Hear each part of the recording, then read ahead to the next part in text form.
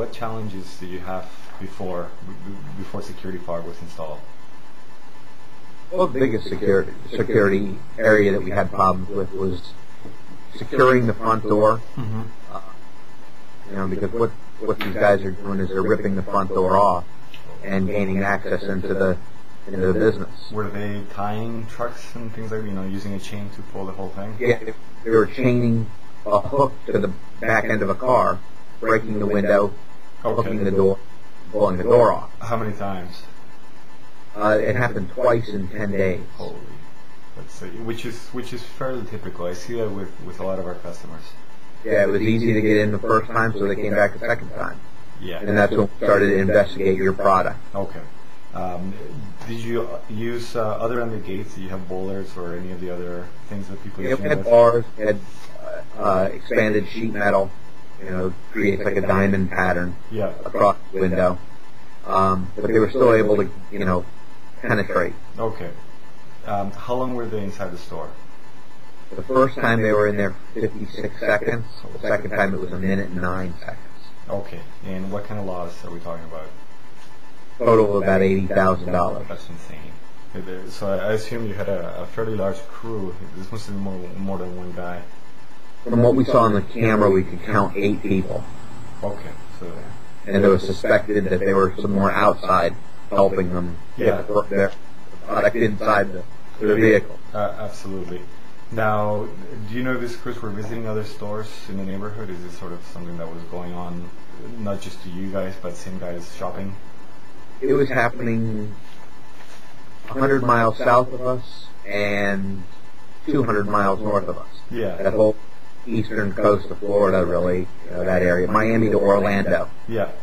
The Daytona Beach was really the area that they were hitting most. I mean, you guys carry high-end products, so it seems that they were willing to make the drive.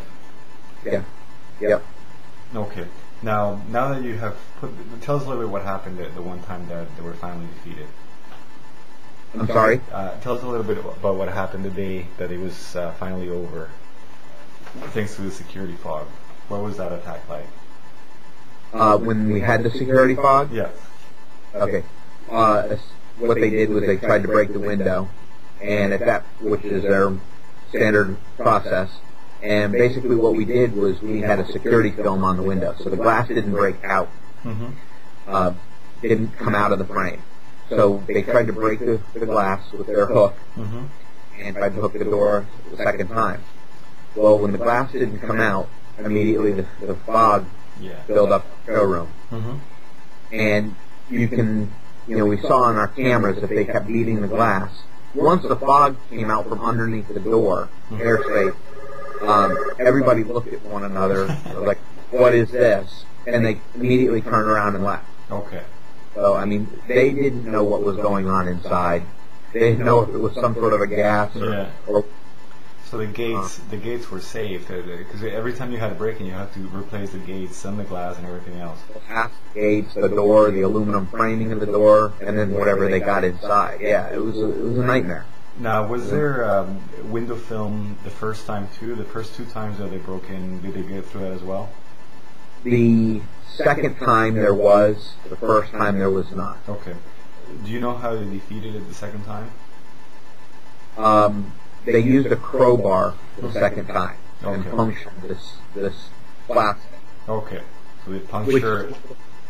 Which is what they were trying to do the third time. They attempted break-in. They smashed it with a hook, and you could see the second guy there with a crowbar ready to break through the plastic. Yeah, I think you hook it and you pull it, right? That's how you do it. They just pull the whole thing right off. As they broke the glass and was preparing to get the crowbar in there to pierce the plastic, that's when the smoke was showing, and that's when they kind of panicked and turned and ran. Right now there's a pattern going on where crooks are getting very good at going for Apple product. And we're talking to a lot of Apple Store owners and saying, guys, this is a possibility for you guys. What would you say to someone who carries a large inventory of iPads or Mac, MacBooks, anything that is very attractive right now? Well, first of all, the product, your product, it prohibits them from seeing anything. So even if they gain access they can't see. Mm-hmm. I've grown up in this business, in this store, and when we do a test run with the fog, you know, to make sure my alarm system's working, or if we have a false alarm, when that fog is in the building, I literally have to shuffle my feet. Yeah. Can't see, and I'm afraid to bump into anything and break something. Yeah. Can't read my watch at arm's distance. You can't see somebody from a handshake distance. Yeah. So somebody who's carrying iPads and small product, if they put it in towards the back of a warehouse, somewhere where it's not right out in the open, mm-hmm. the thief is never going to find it. Yeah. Or even if we find too, a lot of these stores will have already key, wire systems to just hold things from daytime theft. So right. if it's a little bit harder to remove, and you're also dealing with the fog, that alone might be enough, even if you're closer to an exit. Right. How big is your store? 4,000 square feet. Okay. And how many machines do you guys have? Do you remember? I have one machine. Okay. But because our square footage isn't necessarily representative of our showroom, mm-hmm. we have approximately 1,500 square feet of that dedicated to a service department. Okay. So the remaining 2,500 square feet is for retail. Okay. Now one of the scenarios that we often have is where you have a large store, really any size, it doesn't really matter when you go like this, but just the one area is the one that gets the fog.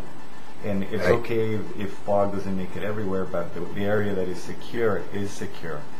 Is that a little bit like your scenario over there? Yes.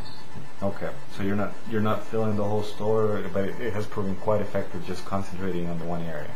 Just that front retail area. Okay. I mean, the alarm blows, I think, and it runs for 30 seconds. Mm-hmm. 30 seconds worth of that fog, my showroom is completely filled. Yeah, and who cares if the rest of the store is not full yet? They're probably not going to go in there. They're probably panic and leave you alone. By the time they get to our back door, mm-hmm. the back room area, to get like into a service department okay. or store, if that's what they were trying to do, they're so they disoriented. Yeah. They don't know which side is left, which side is right, and where they came in from. Yeah. What about on a day-to-day basis? How do you find it to train your managers and cleaning crews, all the different things that, when people are getting into this technology, they can sort of run through their mind all the different scenarios. Has it proven something that you can live with over these years? There's nothing as far as managing, the machine. Everybody here knows if it goes off. Mm-hmm. Typically it's going to go off after business hours. Yeah.